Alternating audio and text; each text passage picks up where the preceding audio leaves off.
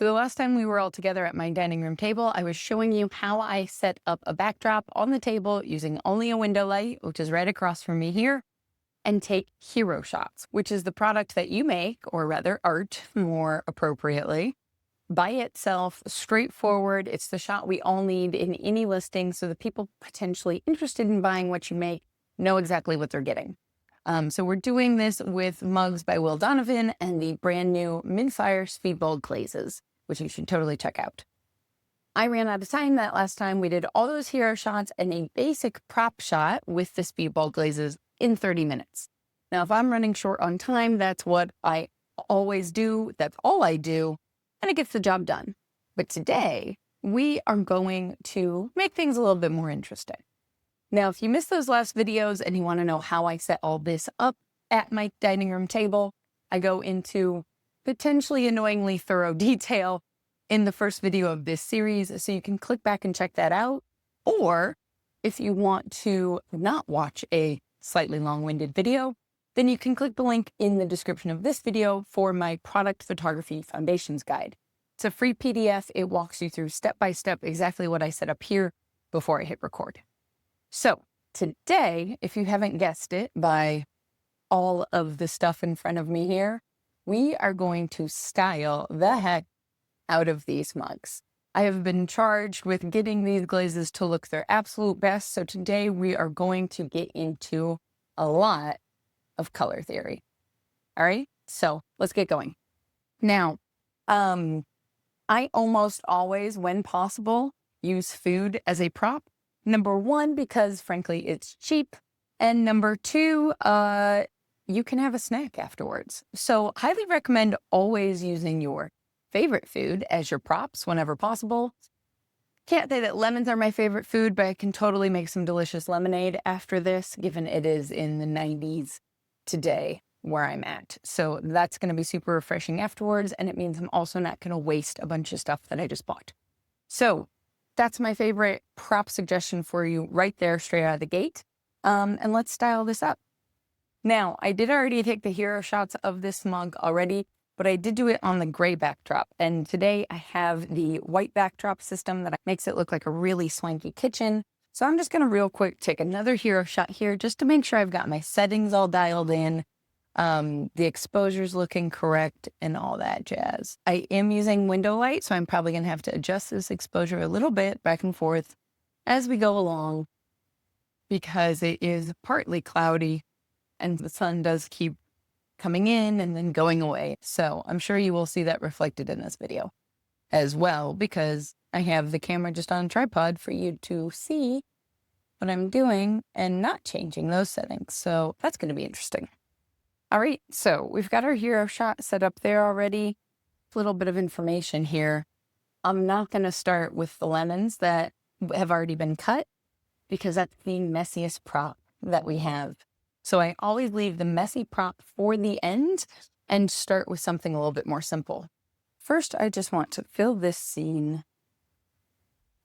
Learning from my last video, I'm going to try not to stand in front of the camera this whole time. It is really weird to see from that side. Now, I did buy 2 different sizes of lemons on purpose. So let's see here.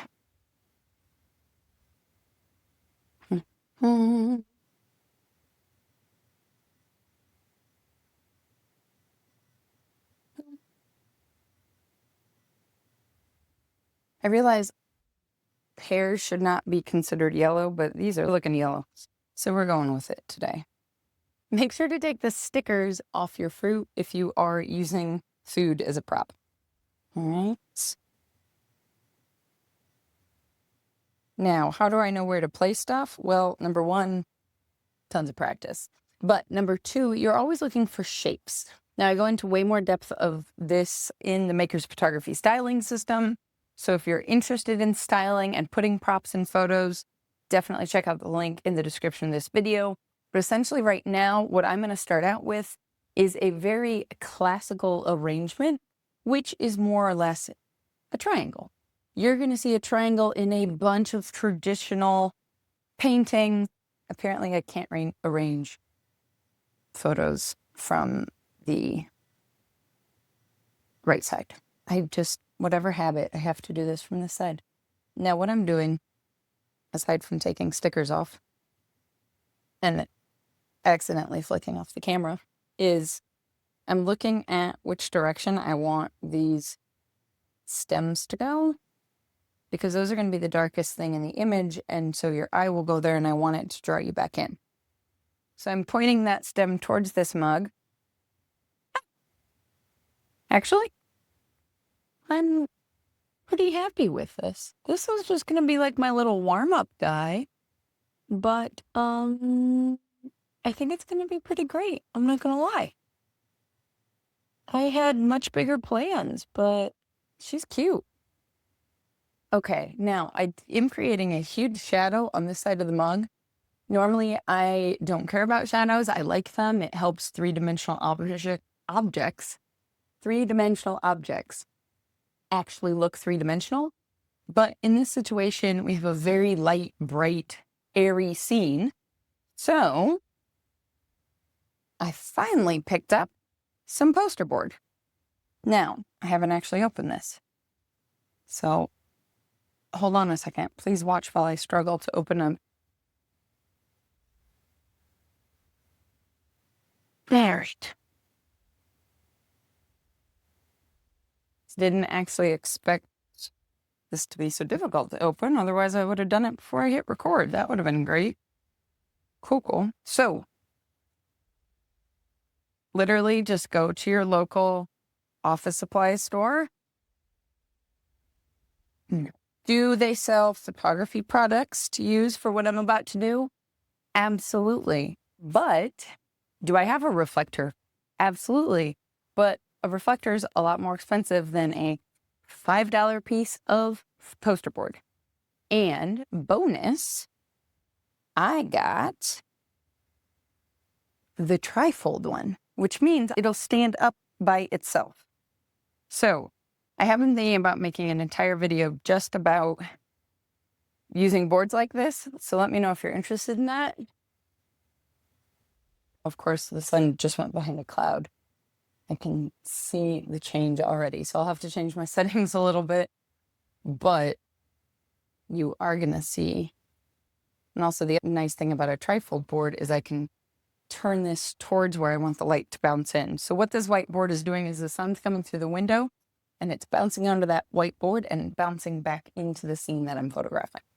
All right, so here we go. So like I said, I have loosely created a triangle shape, which is a great go-to for when you are trying to figure out where to put props. You can see the shape in a ton of like Renaissance paintings and things like that. All right, so pretty happy with that. So let's just keep adding, shall we? So if you notice, like I said at the beginning, I'm not starting with the messy props first. I'm starting with stuff that I can easily put in and take away and figure out what I want to do with it. Now I do want this to look a little bit more organic, so I am going to unfold it as much as I can while keeping the tags on. All right, so maybe we will get rid of the bananas for now. There we go. I do kind of like how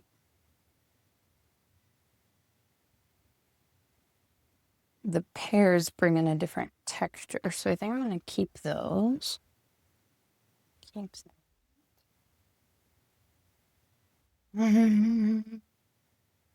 Let's see what happens. It's amazing the difference between like what you see with your eyeballs versus what you see when you put the camera up to what you are,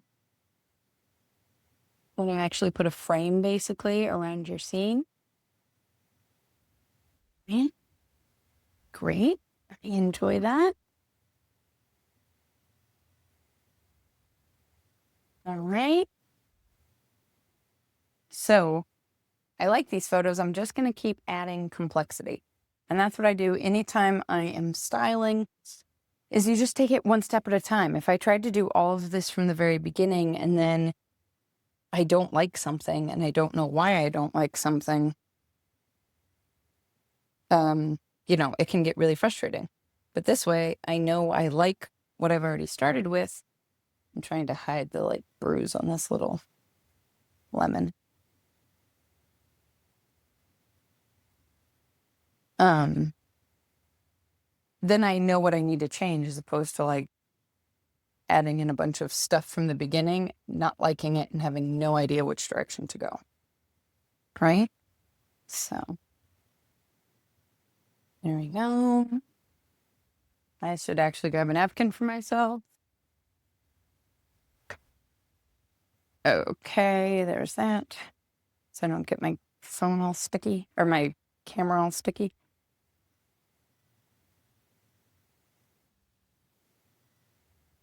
Now I don't want anything like sticking straight out at me. These slices are weird because the ends are so pointed.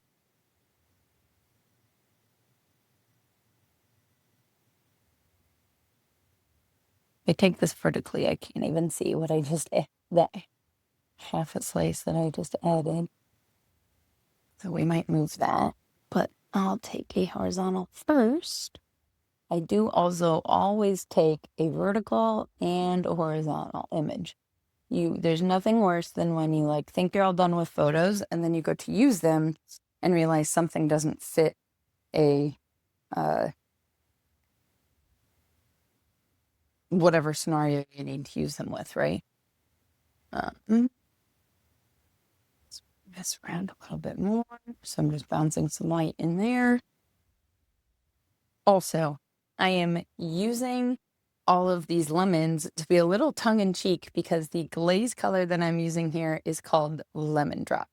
So that's the inspiration for why I'm using these. Obviously, it also works because the glaze is yellow, and so I'm kind of emphasizing this glaze color by having everything surround it be also of that same color. Now, sometimes we'll see with some other glazes from this set that I might do contrasting colors or something contrasting to make that glaze pop out in a different way. But I was feeling summery. It just felt right. So let's see here. So now this right side is super weighted while the left side doesn't have a lot there because that's the end of my dining room table. But I'm willing to sacrifice the bananas to the photography gods if we have to. Although I don't want the ends of the bananas sticking straight out because those dark spots would look less than stellar, I think. So maybe I can cover them up with the hair. It's amazing how much you have to fuss around to get something to look natural. I'm waiting to add in too many more of those slices because once I add those slices, it's going to make a mess. So let's see. How's that feel? Now, I don't know if you can see me off screen here, like if I'm off screen right now where I'm at when I shoot, but I am like hunched over to make sure that I'm straight on to the mug, that I'm not up above it in any way. All right. Now, if this was just my work and I was trying to list it in my own shop, I'd be pretty happy with that and I would call it done. But this is a shoot that's all about these brand new mid-fire glazes from Speedball. Like I said, it's called Lemon Drop. So I'm going to make sure to get this in the shot as well. This is kind of like the subject as much as the mug is. All right. Now, I could start just by swapping this out. I could put this right in the middle, have the exact same setup, which I think will be fun. Although this is shorter and that banana back here is sticking up in a weird way. The other nice thing about using fruit or food in general is that it's really easy to adjust it, like tearing off a banana. Let's see. Well, you do have to kind of be picky about what you choose because, like, this one, not great. So if you do go to the grocery store for your props, you're probably going to be picking produce in a totally different way than if you were picking it to actually eat it. But there we are. I knew these would be fussy. Normally I don't do even numbers, but it is just in the background. So let's see how it looks. Oh, I have another winch. Go.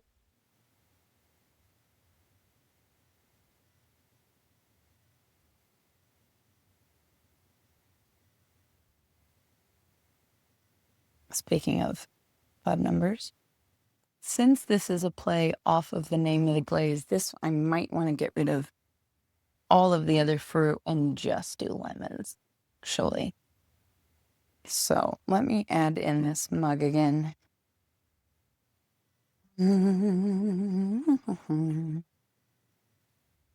Okay, this will actually outweigh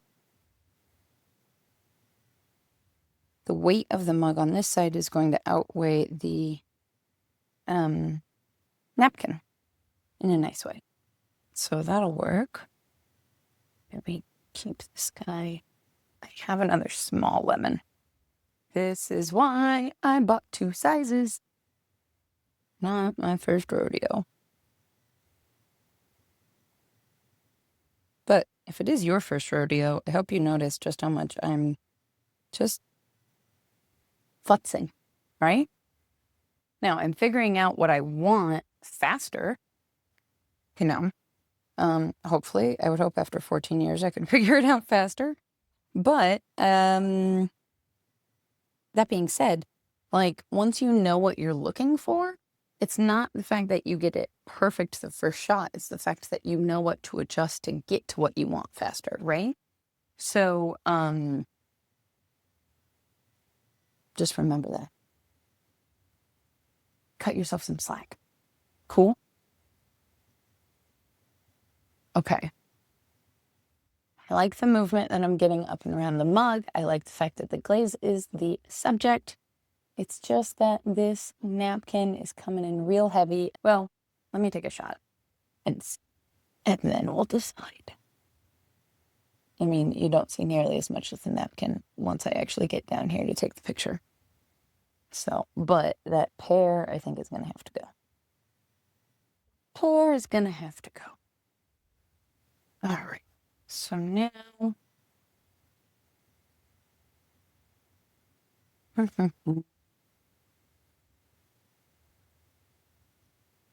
get... See, this one looks better than all the like bumps and bruises on this one. So I'm going to use this one in the front. And I'm also using like the top part of the lemon, not the bottom part. I don't know the like correct terms for that, but you know what I mean.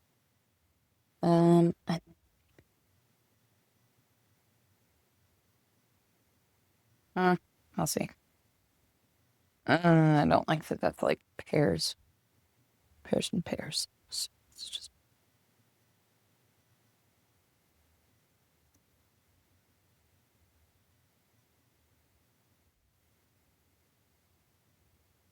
Let's see. Oh, this is funny. It is very weighted on this side. So how can I? Oops. Darn it. I'm gonna have to reset those. That sucks. We spent so much time getting that right, didn't we?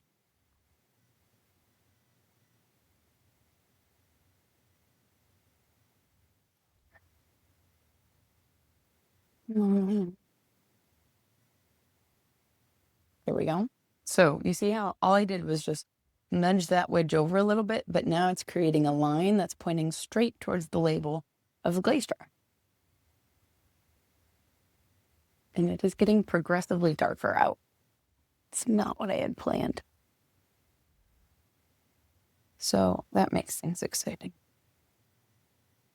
I don't want to totally move this napkin because I like the way it's laying. I just didn't want it to stick up quite so high. So I just smushed it down.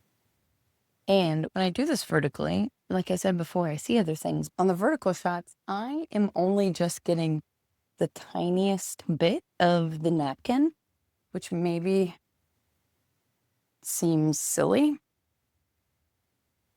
But without it, it would totally be a different picture. Again, thinking about lines, the line of this lemon, the line of the napkin, I want leading your eye to the actual subject of this soda, which is the glaze. All right, so now that I've fussed things around, let's just reset completely. We're gonna move everything out. Someone needs to make sure that I don't touch my eyeball during this, because citrus in your eye would not be comforting.